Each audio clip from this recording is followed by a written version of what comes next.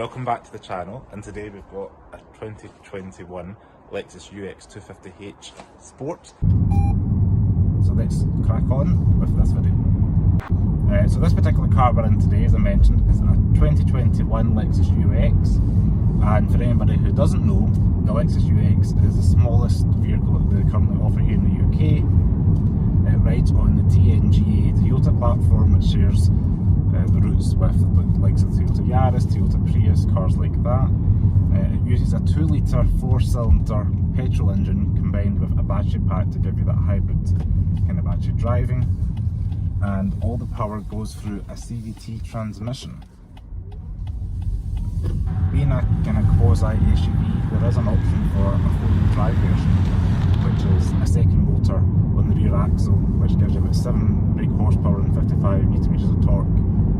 If you need it, if the car detects you slipping in the rear. Lexus Toyota call that the E4 system. But this particular car we're driving today is just a standard front-wheel drive kind of 250h setup. So being a hybrid, you can expect reasonable fuel economy. Around town, the battery pack's going to kick in more than the petrol engine, which will save you some pennies. I think, from memory, it's about 50 miles to a gallon you can get with the front wheel drive, and it's about 47 claimed with the 4-wheel drive kind of configuration system. However, today I'm averaging 43.1 miles to a gallon, and I've had a mix of motorway and town driving over the last few hours. So the main difference, I would say, over the outgoing kind of Lexus CT 200h that this kind of replaced, just because it is the smallest Lexus that cancelled the CT hatchback, which is noted as a 200h. I've called it the 250h, a little bit more power. I think it's 181 horsepower and about 190 Nm of torque. 0 to 60 is in a respectable 8.7 seconds. It's not going to be lightning quick, but it's definitely nippy enough around town, and I do notice it more in comparison to the CT that my dad currently owns. The ride is a little bit softer as well, a bit more comfortable than the CT as well, which I'm kind of basing this car off in terms of in my head comparison, just because it's almost a successor to that model. The Lexus UX comes with a host of technology. This is only the premium sport edition, along the lines of that, it's just one up from the standard, and that gives you those nice black gloss alloys, the black kicking grills, the kind of black out bits on the side, tinted windows. But we also get some technology like the blind spot monitoring, which is quite good.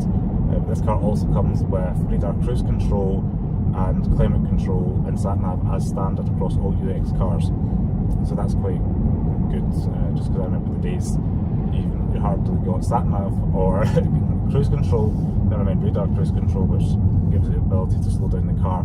So if you set it at 40 miles per hour and the car in front is doing 27, the car will brake and then re-accelerate again to 30 once the car moves in front. So it's quite a handy bit of system kit.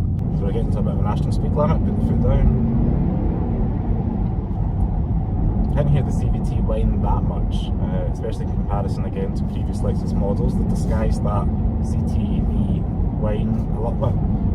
And this, I don't know what they've done, but it's definitely not as prominent when you put your foot down under harsh acceleration. So that CVT whine isn't as prominent as you maybe think, especially in comparison to some other Lexus models that I've driven in previous years.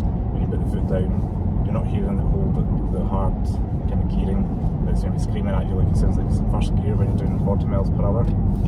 So that's quite good. This is a 4-door kind of 5-seat quasi SUV, kind of tall hatchback really, that replaced the CT 200h. And the dimensions are quite good, just for like parking. I was in Shawlands the other on, which is kind of a tenement part in Glasgow for anybody who's not visited. And it was quite nice just to be able to find a parking space and shut the car in, and you're eased by the sensors in the camera, etc. It does feel, when I'm trying to pull at this junction, visibility is not the best. I think it's the dark headlining, which is very BMW-esque to me. Something like an M Sport with all that black, I think it should be quite a light colour. But the A-pillars aren't bad getting out, but the rear, you've got quite thick C-pillars, and just overall feel it's quite a high belt line, like kind of like the bathtub design that some Lexus cars have had in the past. So that does make visibility creeping in and out, city driving wise. little bit tough, but once you're on the road at any speeds, it's pretty comfortable. It's a miles improvement over the CT200H that, as you know, has been in the family for the past couple of years. This seems to ride more comfortable, the seats are more comfortable. This one doesn't have any electric adjustment or adjustable lumbar or anything like that, so it's pretty standard. And in comparison to the CT, you can almost tell immediately the seat itself is more comfortable, never mind the suspension. The powertrain is a little bit more responsive as well. As I said, it's not 2 litre versus 1.8 in the CT, and you're getting about 181 horsepower and 190 newton meters of torque. It's claimed 0 to 62 happens in 8.7 seconds, but if you put the foot down, we're still climbing. It's not that fast. And you do have an option at the top here, to put it into sports mode, which changes the dials and gauges to make it a little bit more LFA inspired, as the Lexus lingo would be. I would use this car for probably 4 people, ideally 2 adults and 2 kids. The rear leg room is pretty small and tight, much like the CT that I kind of replaced.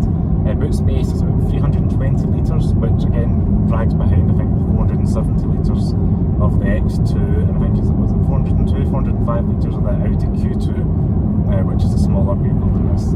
And this battery packs really eat up that boot space. When we're talking about the boot, you do get a kind of flimsy-ish parcel shelf that kind of feels more like a kite than anything else. I wouldn't really want to put anything over it. I know people who do road trips like to put stuff on the parcel shelf. My family's always put handkerchiefs and things on it, and maybe sweets or pillows, but I think you would risk damaging that if you put anything on that, just due to the flimsy nature of it. But that's been my road test of the Lexus UX 250H. I will do a full in-depth tour of the car, showing you all the key buttons, features, etc. in another video for anybody who's interested in a more in-depth video. But if you did like this video, please give me a thumbs up, and hopefully you guys enjoy this video. Subscribe, as I said, if you're a Lexus fan, enthusiast, comment below, and don't forget to check out the other Lexus UX video as well that will be upcoming. So thanks very much for watching. Ciao!